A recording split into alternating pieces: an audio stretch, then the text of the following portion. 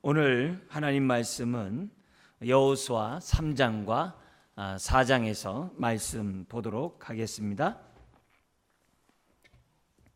먼저 우리 여호수아 3장 1절에서 6절 말씀 우리 한 절씩 교도하도록 하겠습니다. 구약 322페이지. 또 여호수아가 아침에 일찍이 일어나서 그와 모든 이스라엘 자손들과 더불어 시딤에서 떠나 요단에 이르러 건너가기 전에 거기서 유숙하니라. 사울의 관리들이 진중으로 두루다니며 백성에게 명령하여 이르되 너희는 레위 사람 제사장들이 너희 하나님 여호와의 언약궤 매는 것을 보거든 너희가 있는 곳을 떠나 그 뒤를 따르라. 그러나 너희와 그 사이가 거리가 2000 규빗쯤 되게 하고 그것에 가까이 하지는 말라. 그리하면 너희가 행할 길을 알리니 너희가 이전에 이 길을 지나보지 못하였음이니라 하니라. 여호수아가 또 백성에게 이르되 너희는 자신을 성결하게 하라. 여호와께서 내일 너희 가운데 기이한 일들을 행하시리라. 여호수아가 또 제사장들에게 말하여 이르되 언약궤를 메고 백성의 앞서 건너라 하며 곧 언약궤를 메고 백성의 앞에 앞서 나아가니라. 아멘. 드디어 이제 가나안 이 정복을 위해서 요단강을 이제 건너게 되죠. 요단강을 건너지 않으면 가나안 땅에 이제 들어갈 수가 없습니다. 출애굽한 사건이 구원의 사건이라고 한다면 우리 요단강에 들어가는 사건은 우리 이제 천성에 들어가는 천국에 들어가는 그런 사건이겠죠. 그리고 광야 생활은 오늘 정말 예수 그리스도를 믿고 신앙생활하는 우리들의 삶의 모습일 수 있습니다. 근데 이 천성에 들어가는 그 길, 가나안 땅이 이제 천국에 들어가는 그 길인데 신약에 와서는 그 천국에 대해서 두 가지를 얘기를 해요. 두 가지로. 그게 뭐냐면 이미와 아직이라는 단어예요. 예수 그리스도와 함께 하나님 나라가 이미 이 땅에 임했다. 그렇게 얘기를 해요. 주님과 함께 하나님 나라가 임했다고 얘기를 합니다. 근데 동시에 그 하나님 나라가 아직 완성되지 않았다고 얘기를 해요. 주님의 재림과 함께 하나님 나라가 완성된다는 거예요. 그때야 우리가 어떻게 돼요? 저와 여러분들이 이제 부활하고 만약에 살아있다면은 썩지 않는 몸으로 바뀔 것이고 죽으면 우리가 부활해서 영원토록 주님과 하나가 되는 그런 정말 새로운 세상을 우리들이 이제 살아가겠죠. 그러니까 가나안 땅에 들어가는 것이 천국에 가는 그런 모습으로만 신약에서 얘기하지 아니하고 이미와 아직으로 얘기한단 말이에요. 그래서 우리들이 예수 그리스도를 믿음으로 이미 하나님 나라에 들어갔지만 아직 하나님 나라는 우리가 어떻게 돼요? 주님의 재림하기까지는 완성되지 않았다고 하는 이런 이중 구조를 성경에서 얘기를 해요. 그래서 우리들이 이 가나안 땅에 들어가는 것을 갖다가 우리가 뭐예요? 천국 가는 것으로만 얘기하는 게 아니라 예수 그리스도 안에 들어감, 그리고 예수 그리스도 안에 들어가서 그냥 사는 게 아니라 요한복음 10장 10절에 있는 것처럼 양으로 생명을 얻게 하고 더 풍성하도록 하기 위해서 오셨다 그랬거든요. 그래서 우리들이 가나안 땅에 들어가는 걸 갖다가 예수 안에서 풍성한 삶을 사는 그 하나님의 축복으로 우리들이 가나안 땅을 이제 신약에서 해석한단 말이죠. 그래서 그런 의미에서 이 가나안 땅에 들어가는 것은 이제 출애굽의 사건과 달라요. 그래서 출애굽 사건은 하나님이 홍해 바다를 갈라놓으시고 건너라고 그래요. 우리가 구원받는 것은 예수님을 십자가에 죽게 하시고 우리와 하여금 믿게 하세요. 그래서 구원을 어떻게 해요? 하나님이 이미 홍해 바다를 건넜어요. 갈라놓으셨어요. 그걸 갖다가 바울은 고린도 교회에게 편지 쓰면서 뭐냐면은 그 홍해 바다를 건널 갖다 다 세례를 받았다 이렇게 얘기를 해요. 바울이 그렇게 해석했단 말이에요. 그러니까 우리가 그 해석에 따라서 우리들이 받아들여야 되는 거죠. 그런데 홍해 바다와 달리 우리가 건너야 될 강이 또 뭐가 있냐면 요단강이 있다고. 만약에 하늘나라로 한다면 우리 찬송가에 있는 것처럼 요단강 건너가 만나리 그렇게 얘기를 해요. 그렇지만 예수 그리스도 안에서 우리가 부유함을 맛보고 치유를 맛보고 회복을 맛보고 하나님의 은혜를 덧입는 풍성한 삶을 사는 그 입장에서 얘기한다면 요단강은 뭐예요? 오늘 저와 여러분들이 반드시 건너야 될 요단강이라는 것을 우리들에게 보여줘요. 그러니까 요단강을 건너지 않으면 예수 그리스도 안에서 주님과 더불어 먹는 그 교제와 그 은혜와 그 축복을 우리가 어떻게 돼요? 누리지 못한다는 거예요. 그걸 누리려면 저와 여러분들이 요단강을 건너는 하나님의 그런 은혜들이 저와 여러분들이 있어야 한다는 거죠. 그런 의미에서 이 3장과 4장은 요단강을 건널 때 어떻게 건너야 하는가라는 그 원리를 우리들에게 제공해 주고 있다는 겁니다. 그래서 우리가 이걸 잘 알면 그만큼 우리는 예수 그리스도 안에서 주님과 더불어 먹으며, 이제 교제라고 그러죠. 먹으면 먹을수록 우리가 어떻게 돼요? 안으로는 평안이요, 그리고 밖으로는 어떻게 돼요? 하나님의 복의 통로가 되는 저와 여러분들이 될 수 있다는 것을 3장 4장이 우리들에게 가르쳐 준다는 겁니다. 그래서 3장 4장은 요단강을 건너는 것을 중심으로 그 요단강을 건너기 위한 준비와 건넌 후의 모습을, 건너는 다음에 12도를 취해가지고 하나님이 건너게 하셨다고 하는 그 기념탑을, 이 돌 12개로 탑을 쌓는 기념비를 세우는 것으로 3장 4장이 기록되어 있습니다. 자, 그런 가운데 우리 3장은 크게 세 부분으로 나눕니다. 하나는 1절부터 6절까지 요단강을 건널 준비를 하라, 이게 나오고요. 그 다음에 7절에서 13절에서는 건너갈 것을 명령하는 그런 장면이 나오고, 그리고 14절부터 17절에는 요단강을 건너가는 모습이 3장에 나와요. 근데 4장에 들어가 가지고 지금 뭐냐면 요단강을 건너는 모습을 보다 더 구체적으로 얘기를 해요. 건넌데 그냥 건넜다 이렇게 아니라 어떻게 건너라 라고 하는 얘기를 구체적으로 다시 한번 어떻게 돼요? 설명하는 것으로 4장에 기록되어 있고, 그리고 건넌 다음에 길갈에 12 이렇게 기념비를, 돌을 가지고 기념비를 세우는 것으로 지금 19절부터 24절에 기록되어 있는 것을 봅니다. 자, 먼저 우리 3장에 나와 있는 내용을 잠깐 볼게요. 우리가 방금 읽었던 것처럼 여호수아는 요단강을 건너갈 준비를 어떻게 하라고 하는가, 우리는 이 본문을 통해 살펴볼 수 있습니다.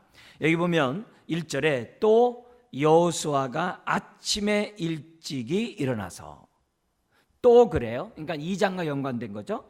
아침에 일찍 일어나서 그와 모든 이스라엘 자손들과 더불어 시딤에서 떠나 요단에 이르러 건너가기 전에 거기서 유숙하니라. 며칠 유숙해요? 사흘 후에, 2절에 사흘 후에 뭐냐면 걷는 것을 보면 이틀을 유숙하는 것으로 기록되어 있어요. 그러니까 시딤에서 요단강가까지는 그렇게 멀지 않아요. 멀지 않음에도 불구하고 여호수아는 여기서 멈춰서요. 곧바로 지금 뭐냐면 요단강을 이렇게 건너게 하는 게 아니라 이틀이라는 시간을 가져요. 그 기간 동안에 우리가 추측할 수 있는 것은 여호수아가 하나님께 기도하겠죠. 어떻게 건너야 됩니까? 기도했겠죠.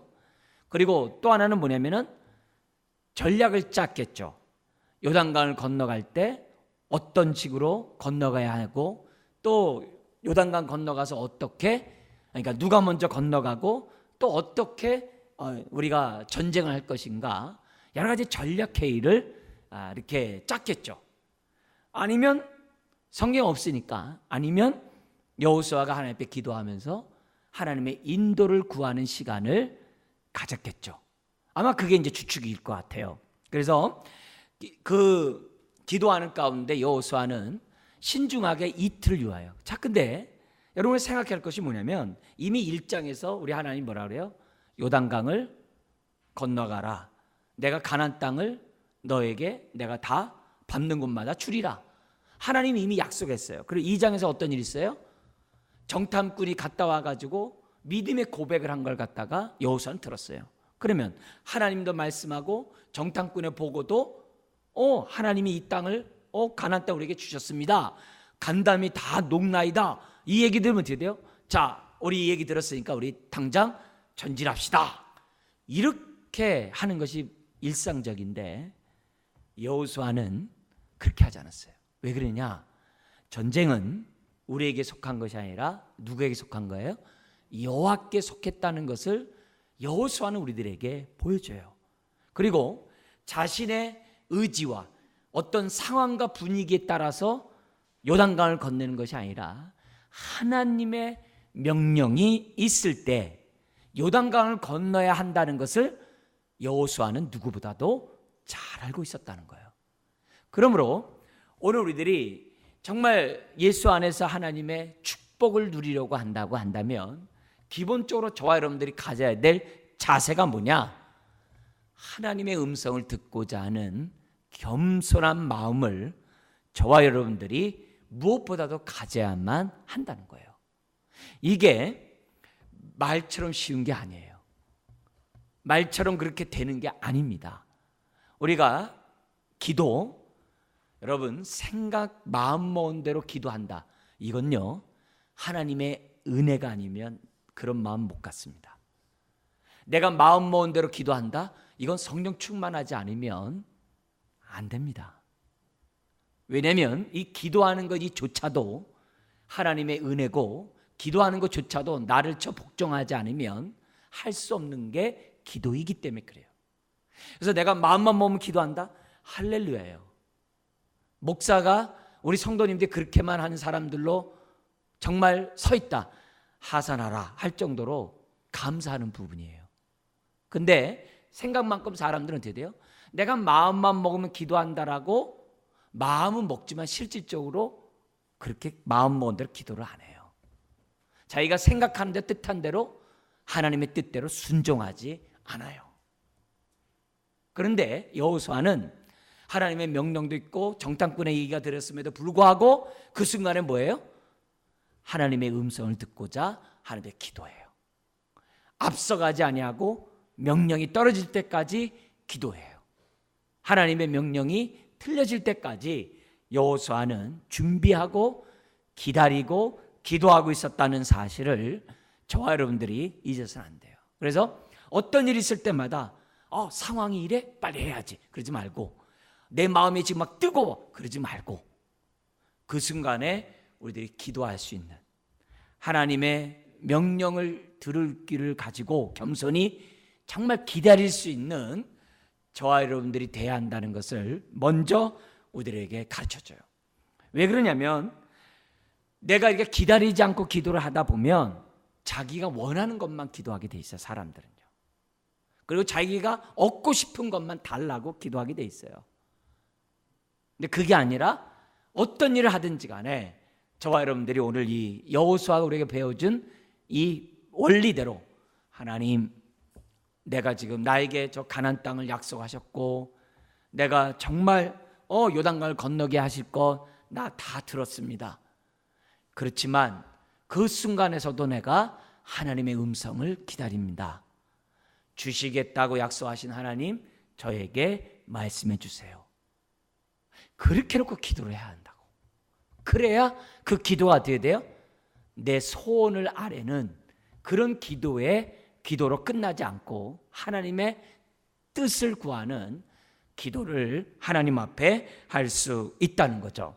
그래서 사흘 후에 2절에 여호수아 가서 얘기하는 게 아니라 관리들이 진중에 두루다니면서 얘기를 해요. 이걸 보면 그 이틀 동안 사흘이 되기 전까지 여호수아가 관리들과 지도자들과 만났다는 것을 얘기를 해요. 그러니까 관리들이 자기 지파에 가서 얘기를 하는 거죠. 뭐라고 얘기하느냐? 3절과 4절에 얘기를 해요. 너희들이 건너갈 때 뭐냐면 레위 사람 제사장들이 너희 하나님 여호와의 언약궤를 매는 것을 보거든 너희가 있는 곳을 떠나 그 뒤를 따르라. 그래서 언약궤가 앞서갈 것을, 광야에서도 언약궤가 앞서갔잖아요. 앞서 행하시는 하나님을 시청각적으로 보여주는 게 그거 아니에요. 그러니까 언약궤가 움직일 때만 움직이라는 거예요.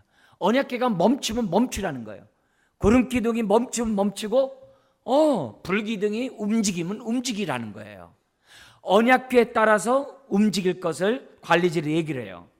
그러면서 그러나 그 뒤를 따라가되 4절에 보니까 2000규빗, 규빗이 팔꿈치서부터 손끝이거든요. 그래서 보통 45cm예요.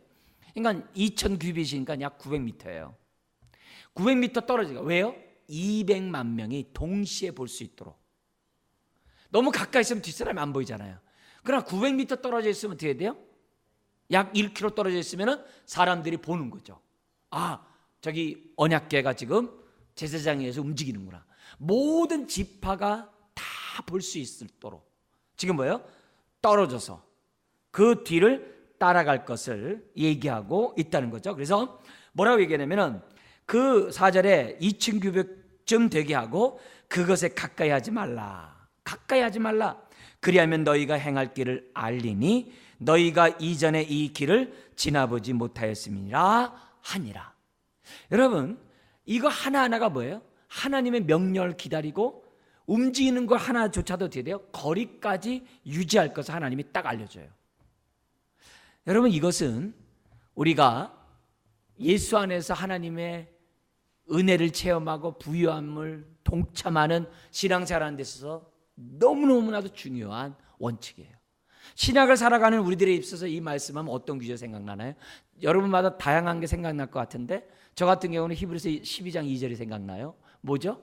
믿음의 주요 온전케 하신 주님을 바라보라 라는 말씀이 있잖아요. 그러니까 이게 뭐냐면 언약궤가 뭐냐면 하나님의 임재의 상징이잖아요. 하나님이 함께 한다고 하는 상징이잖아요. 하나님이 함께 하는 상징인데 그걸 보면서 뭐예요? 온 이스라엘 사람들이 언약궤를 보라는 것은 다른 게 아니죠. 우리 신약의 입장에서 본다면 믿음의 주님을, 우리의 믿음을 온전케 하시는, 우리와 함께 하시는 주님을 갖다 어떻게 돼요? 믿음의 눈으로 보라는 것을 우리들이 이해할 수 있는 거죠. 그러니까 그 요단강을 건너가는 그 방법도 절대로 뭐예요? 스스로 움직이는 것이 아니라 하나님의 말씀에 따라 움직일 것을 얘기를 해요. 여러분, 이 법궤 사건에서 가까이 함으로 정말 어려운 일을 낭패를 본 사건이 뭐 있었죠? 우리 우사의 사건 기억나세요? 우사? 다윗이 하나님의 법궤를 성전에 자기 다윗성에 데려오려다가 정말 겨우 찾아가지고 법궤를 움직이는데 하나님의 말씀에 따라 움직이는 게 아니라 송아지 달구제다 움직였잖아요. 사람 어깨에 매야 되는데 그것도 제사장이 오늘같이 그걸 무시하고 법궤를 움직이려다가 타작마당에서 소가 뛰는 바람에 법궤가 쓰러지려고 엎어지려고 하니까 그걸 관리하던 우사가 손을 대다가 즉사하거든요. 거기서 우리들에게 보여주는 것은 뭐냐면 예수 안에서 하나님의 부유함에 동참하려면 기도하는 것과 함께 어떤 생각을 해야 되냐면 하나님 말씀대로 움직이겠다는 생각을 우리가 어떻게 돼요? 확고히 가져야 한다는 거예요. 쉽지는 않지만 그래도 기본적으로 뭐냐면 내가 나에게 말씀하시는 대로 내가 기도하고 말씀한 대로 내가 순종하겠습니다라는 기본적인 자세를 3절 4절에 가질 것을 지금 요청하고 있다는 거예요. 자, 그러면서 5절 6절에 이제는 여호수아가 백성들 앞에 직접 나타나서 백성과 제사장에게 각각 명령을 합니다. 뭐라고 얘기하냐면 백성들에게 5절에 너희는 자신을 뭐하라고 그래요? 성결하게 하래요. 왜 성결하게 하라고 그러죠? 아까 제가 처음 얘기한 것처럼 이 전쟁은 무슨 전쟁이에요? 여호와의 전쟁이라고 그랬어요. 여호와의 전쟁은 어떤 전쟁이에요? 이중 전쟁이라고 그랬어요. 이중 전쟁. 그러면 이중 전쟁이 뭐예요? 나와 싸우는 것이고 대적과 싸우는 것이 여호와의 전쟁이에요. 그러니까 여호와의 전쟁이기 때문에 하나님 앞에서 무엇보다도 싸워야 될 것은 뭐예요? 나와 싸워야 돼요. 그게 뭐예요? 그게 자신을 성결케 하는 거예요. 그리고 나서 두 번째 어떻게 돼요? 대적과 싸우는 거예요. 그래서 여호수아는 이 전쟁은 여호와께 속한 것이기 때문에 여호와의 방법으로 싸우라는 거예요. 그러려면 어떻게 하느냐? 우리 자신을 성결케 해야지만 요단강을 건너갈 수 있다는 거예요. 예수 안에 있는 부유함에 동참할 수 있다는 거예요. 그러면서 두 번째로 누구에게 얘기하냐면 제사장들에게 얘기를 해요. 뭐냐면 언약궤를 메고 앞서 건너가라 그래요. 그죠? 앞서 건너갈 것을 제사장에게 지금 여호수아는 명령해요. 여러분, 지금 이 제사장들은 홍해바다를 건넌 사람일까요? 안 건넌 사람일까요? 10중 8구 안 건넌 사람이겠죠. 왜요? 물론 20세 이하 해가지고 살아남은 사람일 수도 있겠죠. 그죠? 그러나 법궤를 맬 정도면 젊은 사람이 매기 때문에 그렇게 홍해바다를 건넌 사람이라고 말할 수 없을 거예요. 근데 이들은 어떻게 돼요? 언약궤를 맨 사람이 지금 여호수아의 명령에 순종하는 것으로 지금 오늘 이 3장과 4장에 나오고 있거든요. 그렇다면 오늘 이 6절까지 우리가 영적 전쟁을 해서 예수 그리스도 안에 있는 부요함에 동참하려면 어떻게 해야 하는가라는 그 원칙을 6절까지 1절 6절까지 해서 우리가 한번 정리할 수 있어요. 첫 번째는 뭐였었어요? 우리가 어떤 일이 있을 때마다 하나님의 음성을 듣고자 하나님 앞에 기도하며 기다리자. 그래서 마음에 생각하자는 거예요. 뭘 생각해요? 하나님이 내가 말씀한 대로 앞서지 않고 내가 말씀하는 대로 내가 순종하겠습니다. 하나님 나에게 길을 열어 주십시오. 그걸 우리가 첫 번째 해야 된다는 거예요. 그러면서 동시에 영적 전쟁은 어떻게 돼요?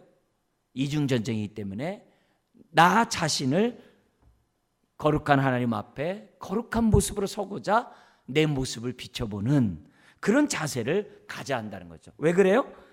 믿음의 주여 믿음 온전케 하신 주님을 바라보면 자기를 볼 수밖에 없거든요. 그리고 나서 세 번째가 어떻게 돼요? 내가 여기 나온 것처럼 언약궤가 앞서가는 것을 주님 내가 보고 믿음으로 따라갈 수 있는 하나님의 자녀가 되게 해 주십시오. 이 원칙을 저나 여러분들이 기본적으로 좀 가져야 될 것 같아요. 예를 들어서 우리 일터에서 하나님 나라가 이루어지길 원해요. 우리 가정에 하나님 나라가 이루어지길 원해요. 내 인생에 하나님 나라가 이루어지길 원해요. 그럴 때 어떻게 해야 되느냐? 이걸 다양하게 적용할 수 있을 것 같아요. 예를 들면 여러분들이 이해하기 쉬운 표현을 쓴다면 주님, 그러니까 주님이 나와 함께하는 것을 제가 믿습니다. 이 시간 내가 믿음의 주여 믿음을 온전케 하신 주님을 내가 믿음의 눈으로 바라봅니다. 나와 함께하는 주님을 바라봅니다. 우리 가정에 함께하는 주님을 바라보고 내 일터에서 함께하신 주님을 바라봅니다. 동시에 이 시간 보혈로 저를 정결케 하여 주옵소서. 왜? 나를 쳐 복종하지 않으면 믿음의 경주를 못하니까 하나님 나를 쳐 복종시켜 주십시오. 그리고 나를 통해 하나님이 함께 하시는 그 증거들이 드러나게 하여 주옵소서. 저는 하나님이 말씀하신 대로 제가 한 발자국 한 발자국 움직이려고 합니다. 우리 가정에 하나님 나라가 임하고 우리 일터에도 하나님의 나라가 임하게 하여 주옵소서. 뭘 하든지 한번 생각해요. 내가 고난 중에 있어요. 고난 중에도 뭐예요? 믿음의 주여 믿음 온전케 한 주님을 바라보고 뭐 해야 돼요? 나를 성결케 하고. 그리고 또 어떻게 돼요? 주님이 나와 함께하는 것을 믿고 우리가 어떻게 돼요? 함께하는 증거는 순종으로 하는 거로 얘기하잖아요. 내가 말씀한 대로 내가 한 발짝 한 발자국 순종하면서 내가 따라가겠습니다. 그러면 어떻게 돼요? 요단강을 건너는 거예요. 고난에서 이기는 거예요. 내가 병이 있어요. 병이 있어도 믿음의 주여 온전케 한 주님 바라보고 두 번째 뭐예요? 나를 성결케 하고 함께 하신 주님을 믿으면서 내가 한 발자국 한 발자국 앞서가신 주님을 따라가겠습니다. 이 원칙을 우리들이 가지면서 나간다고 한다면 우리는 어떻게 돼요? 요단강을 아주 넉넉히 정말 우리들이 건널 수 있다는 것을 우리들에게 본문은 알려줘 주고 있다는 거죠.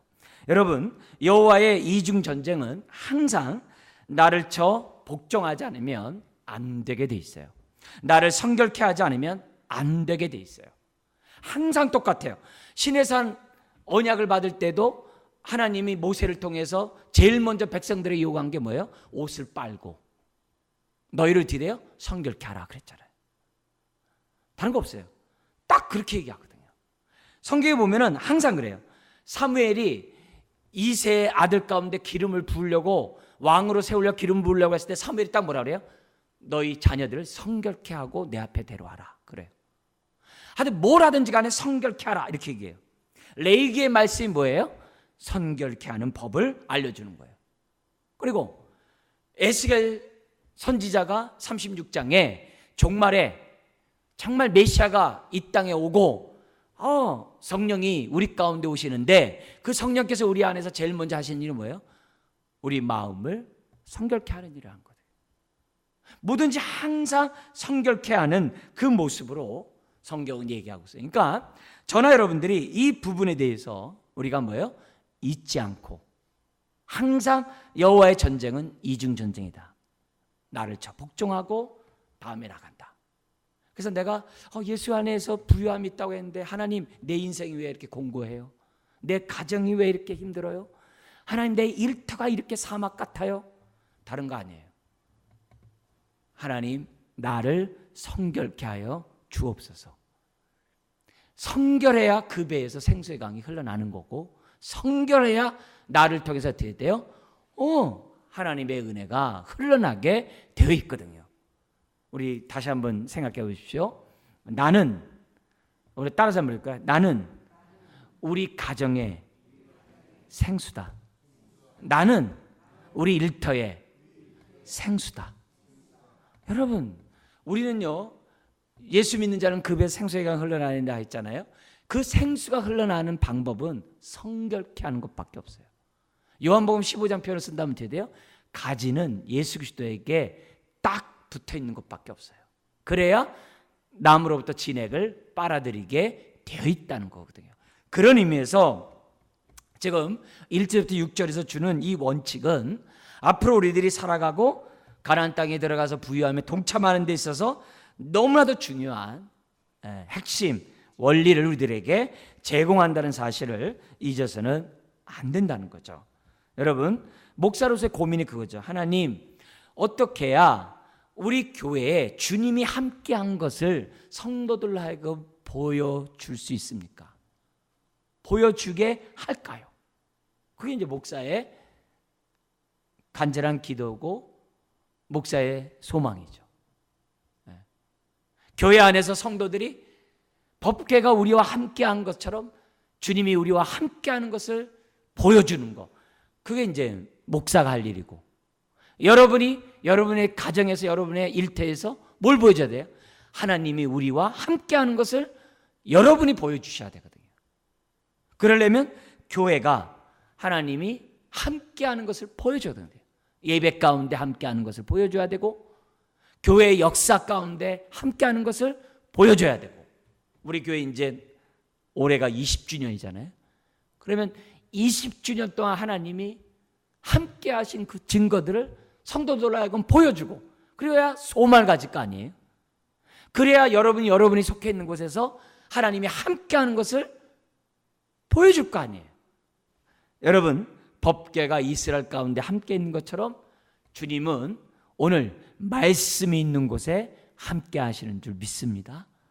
오늘 이 말씀을 다시 한번 마음에 새겨놓고 나와 함께 하시는 그 주님 믿음의 눈으로 바라보고, 또 내 안에서 어떻게 돼요? 생수의 강이 잘 흘러나올 수 있도록 성결케 하는 이 역할이 전쟁의 승패가 달려있다는 것을 우리들은 다시 한번 저를 비롯해서 우리 모두가 확신했으면 좋겠어요.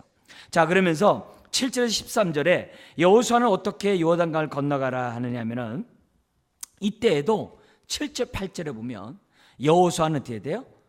얘기하면서 또 기다려요. 그러자 7절 8절에 하나님이 여호수아에게 명령을 합니다. 7절 8절 같이 한번 읽겠습니다.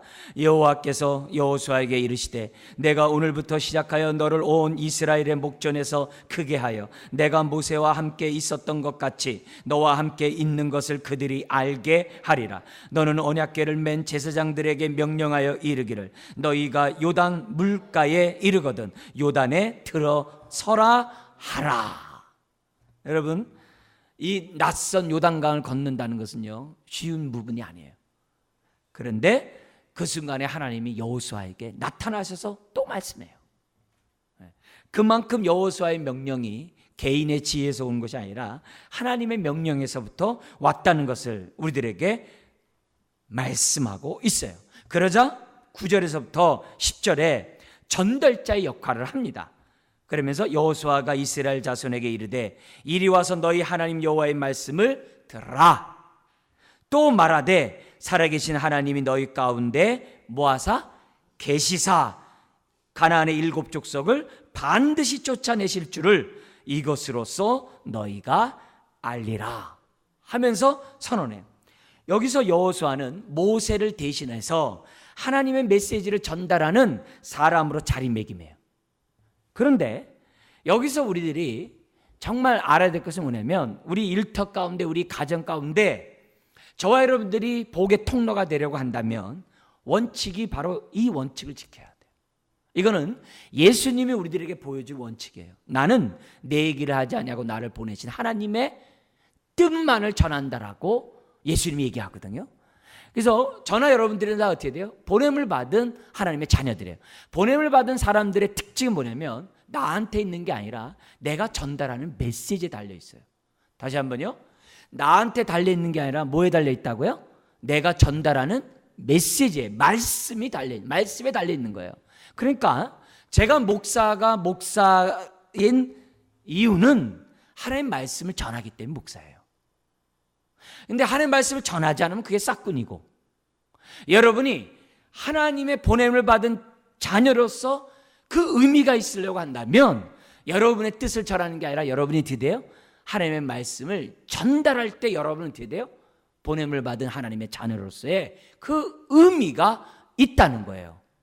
여러분 이것을 정말 귀담아 들으셔야 돼요. 그래서 우리는 항상 여호수아가 우리에게 보여줬던 것처럼 하나님 나의 생각을 말하는 게 아니라 하나님의 생각을 말하게 해 주십시오. 바울 같은 경우는 뭐라 그래요? 하나님 육의 생각을 말하는 게 아니라 성령의 생각을 말하게 해 주세요. 육의 생각은 사망이요 성령의 생각은 생명과 평안이라 했습니다. 하나님 내가 내 생각을 말하지 않고 주님 성령의 생각을 말하게 해 주십시오. 이거는 오늘 내 가정에서 내 일터에서 우리들이 해야 될 말이 어떤 말인지를 우리들에게 보여주거든요.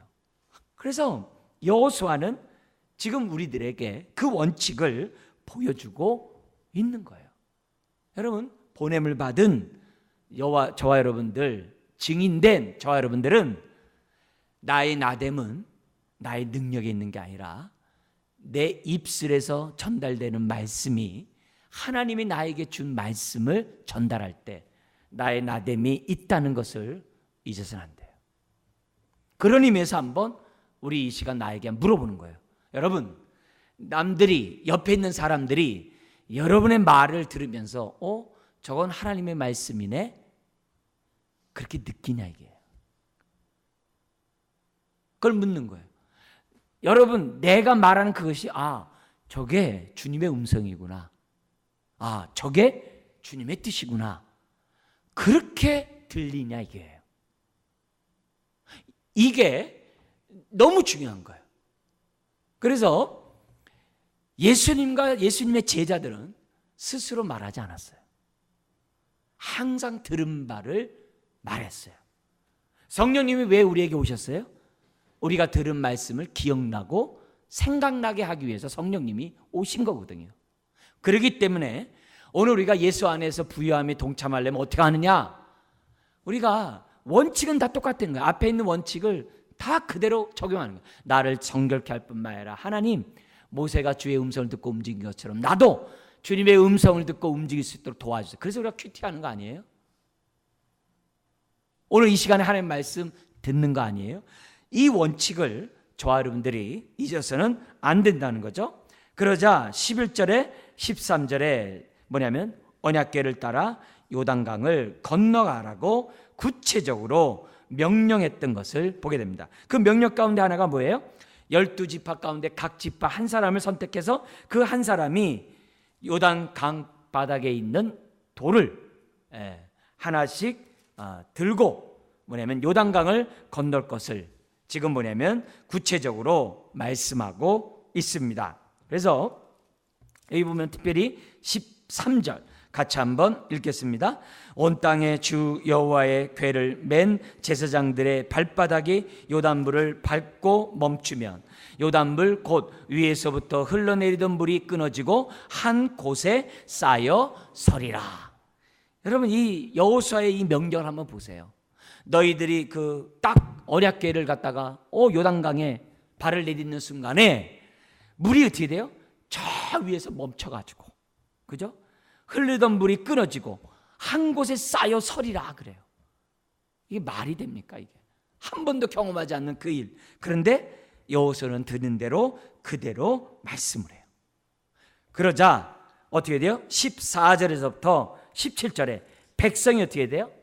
그 말에 순종해서, 무엇보다 누가 먼저 순종을 해요?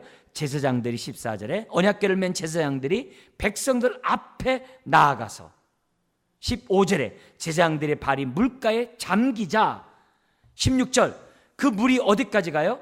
아담 성읍 변두리에 일어나 한 곳에 쌓였다 그래요. 근데 여기서 있잖아요, 요단강에서 아담 성까지가 그 거리가 지금 뭐 학자들마다 좀 차이가 있습니다만 어느 정도 거리라고 얘기하냐면요, 약 48km. 48km면 여기서 어디까지냐면요, 거의 수원까지 가야 돼요. 굉장히 멀리까지 뭐냐면은 물이 이렇게 물러갔다라고 얘기를 해요. 지금 왜냐면 시딤 골짜기에서 곧바로 내려와 가지고 길갈 건너편에서 아담성까지 거리가 48km라고 이제 학자들이 얘기를 하는데 너무 숫자도 너무 먼 것 같아요. 48km. 그런데 어쨌든 200만의 성도가 일시에 건너갈 수 있도록, 정말 일시에 건너갈 수 있도록 굉장히 많은 지면을 마른 땅과 건널 수 있도록 하나님이 하셨으면 틀림없어요. 그러니까 한 줄로 서서 건너게 하지 않았다 이게요.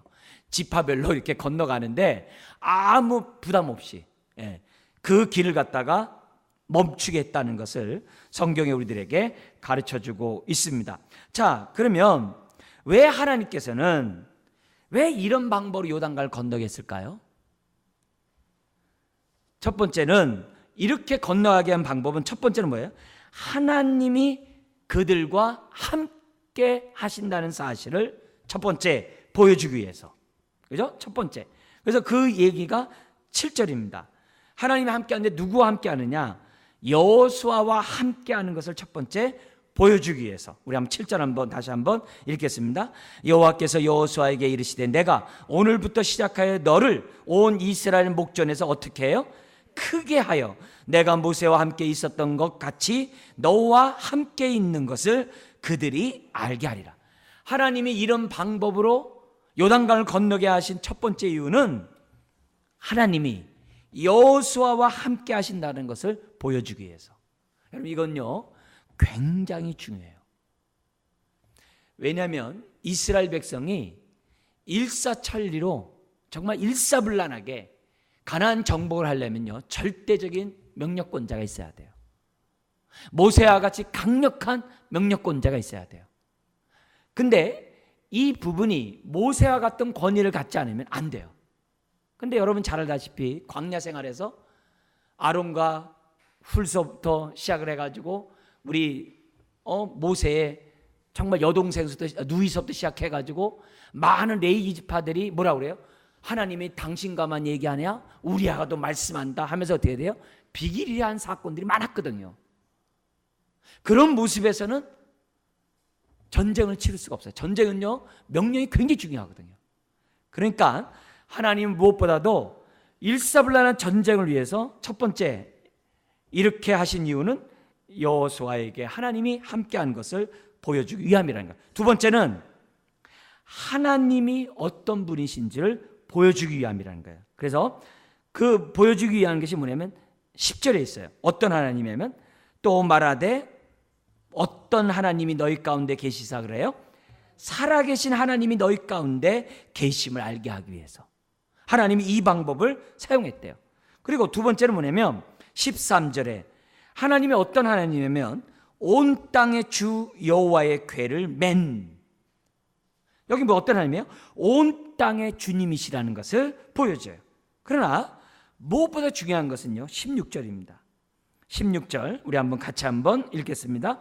곧 위에서부터 흘러내리던 물이 그쳐서 사르단에 가까운 매우 멀리 있는 아담 성읍 변두리에 일어나 한 곳에 쌓이고 아라바의 바다 여매로 향하여 흘러가는 물은 온전히 끊어지매 백성이 여리고 앞으로 바로 건널세. 뭐예요?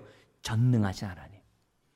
지금 가나안 정복에 앞서 이스라엘 백성들에게 하나님이 다시금 확인시켜 준 것은 그게 두 가지였어요. 하나는 하나님이 여호수아와 함께 하신다는 것을 보여주기 위해서. 그 얘기는 이스라엘과 함께 하는 것을 보여주는 거예요. 여호수아의 권위만이 아니라 이스라엘과 함께 하는 것을 보여주는 거예요. 두 번째는 하나님이 어떤 분이심을 알게 하려고. 그 함께 하신 하나님은 살아계시고 온 땅의 주님이시고 말씀하신 대로 요단강을 멈추게 하시는 하나님이시라는 사실을 우리들에게 지금 가르쳐주기 위해서 놀라운 일들을 행하셨던 것을 보게 됩니다. 그렇다면 오늘 이 말씀을 우리들에게 좀 적용했으면 좋겠어요. 다시 한번, 우리 하나님은 어디에 계세요? 말씀이 있는 곳에 계세요. 다시 한번, 우리 하나님 어디 계시다고요? 말씀 있는 곳에 계세요. 내가 하나님의 말씀을 믿으면 나와 함께 하시는 거예요. 내 마음에 하나님 말씀을 새겨놓으면 하나님 여기 함께 하세요. 오늘도 우리가 두세 사람을 주의 이름으로 모였습니다라고 말씀을 우리가 붙잡으면 어떻게 돼요? 함께 하시는 거예요. 그 원칙을 여러분들이 분명히 붙잡고 오늘 우리가 이 말씀을 다시 한번 생각했으면 좋겠어요. 여러분, 하나님은 나와 함께 하세요. 아멘. 그리고 우리와 함께 하세요. 그렇다면 그분을 우리가 어떻게 돼요? 믿음의 눈으로 봐야죠. 특별히 그분이 어떤 분이시세요? 살아계신 하나님이고 여기 나온 것처럼 온 땅의 주님이시고 말씀대로 역사하시는 전능하신 하나님이시라는 사실을 저와 여러분들이 믿고 우리가 뭘 앞서면 안 돼요? 아까 여호수아처럼 말씀하신 대로 순종하려고 하면 하나님은 어떻게 돼요? 우리 삶 속에 함께 하시는 그 은혜를 우리에게 허락하신다는 거예요. 여러분, 이것을 우리가 철저히 믿고 움직여 나가기를 다시 한번 주의 이름으로 부탁합니다. 그러면서 4장에 들어와서 이렇게 얘기를 해요. 뭐라고 하냐면은 이런 얘기합니다. 요단강에 건넌 것을 갖다가 다시금 반복을 하는데요. 먼저 이렇게 얘기합니다. 1절에서부터 구체적으로 설명하는데 1절부터 9절까지 뭐냐면 하나님은 여호수아가 명령한 게 아니에요. 하나님이 여호수아에게 명령한 거예요. 뭐냐? 각 지파에서 한 사람씩 선택해서 12명에게 뭐냐면 요단강에 제사장들이 발로 밟고 있는 그곳에 돌을 12를 취하여 3절에 있는 것처럼 그들이 유숙할 길갈이라는 곳에 두게 하라고 하나님이 명령하세요. 하나님 먼저 명령하세요. 그러자 4절 5절에 여호수아가 그 말씀에 순종합니다. 그리고 6절 7절에 그 돌을 가져가는 이유를 설명을 해요. 뭐라고 얘기합니까? 첫 번째 우리 6절에 한번 같이 한번 읽어볼까요? 이것이 너희 중에 표징이 되리라. 후일에 너희의 자손들이 물어 이르되 이 돌들은 무슨 뜻이냐 하거늘. 7절 다시 한번 드리겠습니다. 그들에게 이르기를 요단물이 여호와의 언약궤 앞에서 끊어졌나니 곧 언약궤가 요단을 건널 때 요단물이 끊어졌으므로 이 돌들이 이스라엘 자손에게 영원히 기념이 되리라 하라 하니라.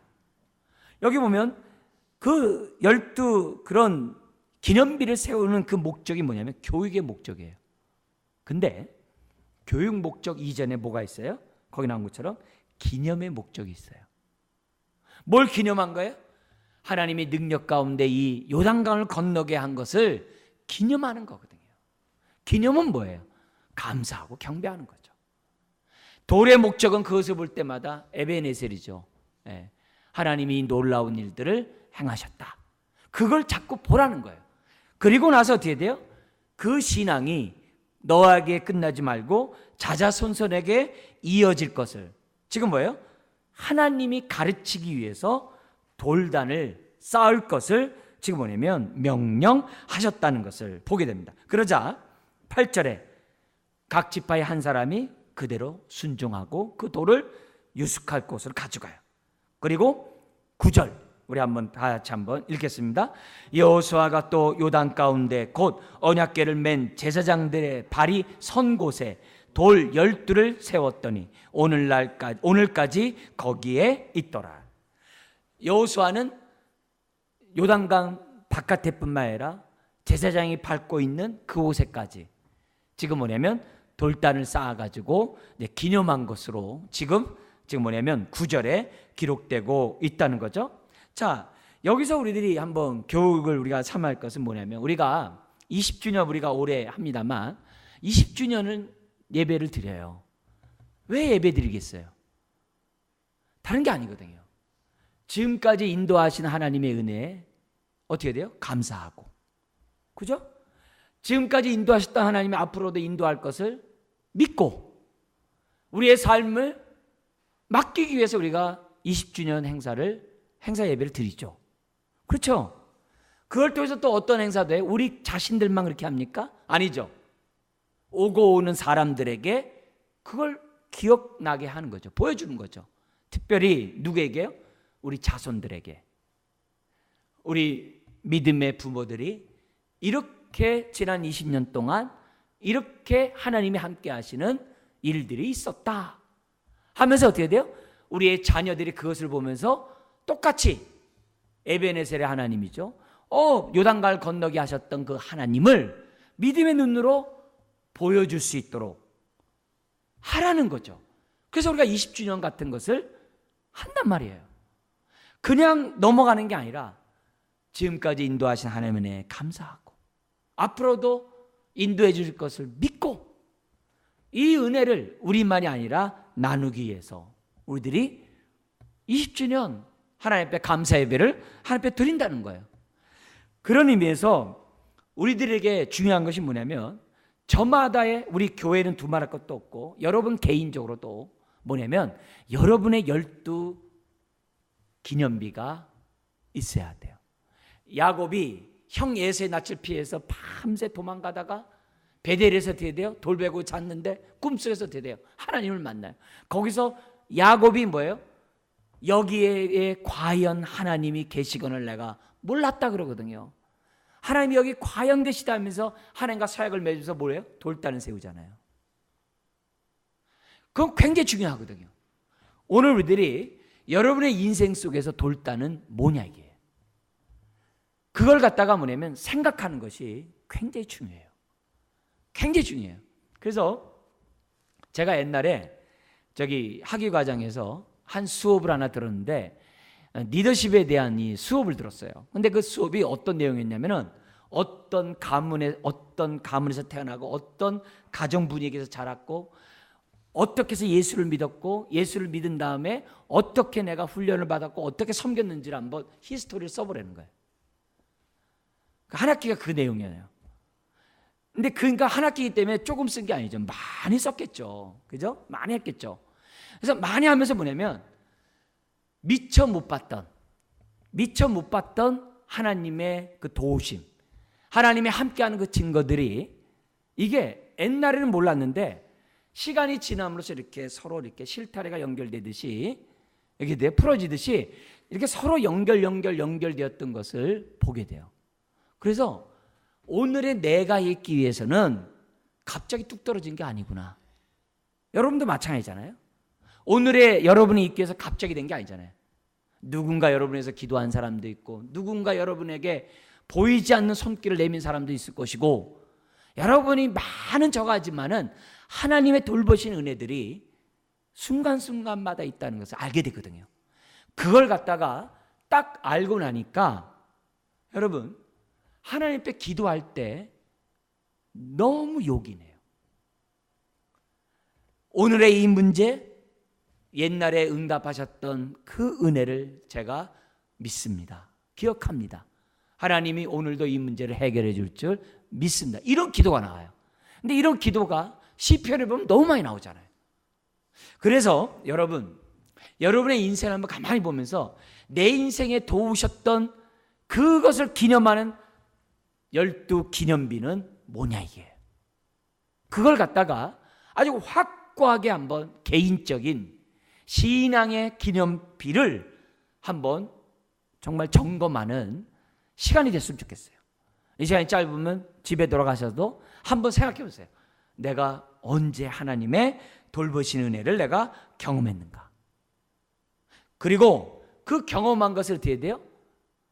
자식들에게 하나님이 우리 가정에 이렇게 역사하셨고 나의 부모의 역사 가운데 이렇게 일하셨다는 사실들을 가르쳐 준다면 아이들이 어떻게 돼요? 디모데처럼 외조모와 어머니의 신앙을 본받은 디모데처럼 우리 자식들이 어떻게 돼요?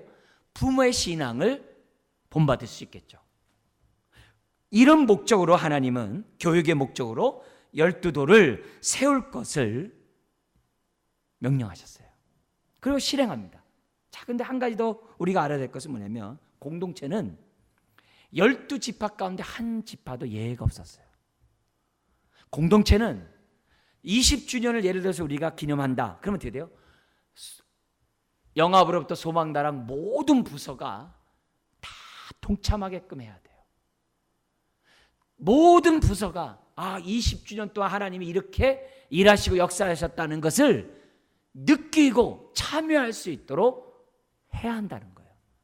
그래야 그 전통이 각 부서에게 지금 어떻게 돼요? 이어져 갈 수가 있다는 거예요. 여러분의 가정도 마찬가지예요. 여러분의 가정을 천국의 복된 가정을 만들려면 모든 가정 개개인이 뭐가 있어야 돼요? 믿음의 돌을 내려놓고 쌓아야만 한다는 거예요. 그럴 때 여러분의 가정이 어떻게 돼요? 하나님의 그러한 믿음의 유산들이 하나씩 세워진다는 것을 우리들에게 얘기하고 있어요. 여러분 12지파 중에 어느 한 지파도 예외되지 않았던 것을 우리들에게 가르쳐줍니다.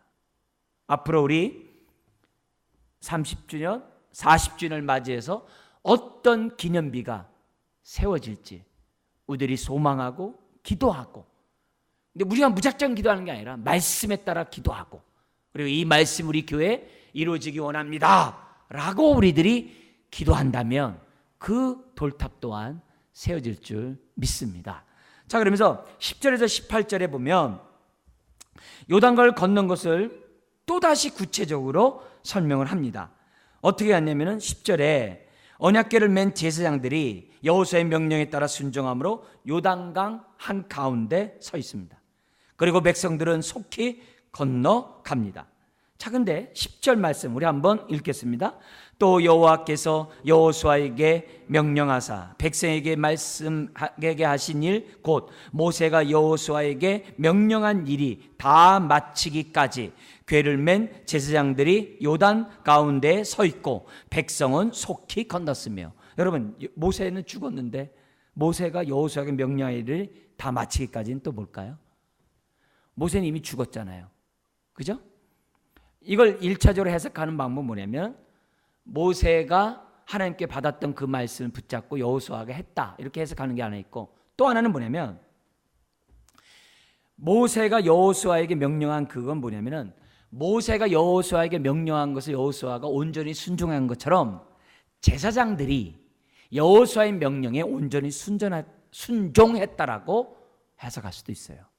그러니까 결국은 중요한 건 뭐냐면 말씀대로 제사장들이 순종했다는 것이 초점이에요.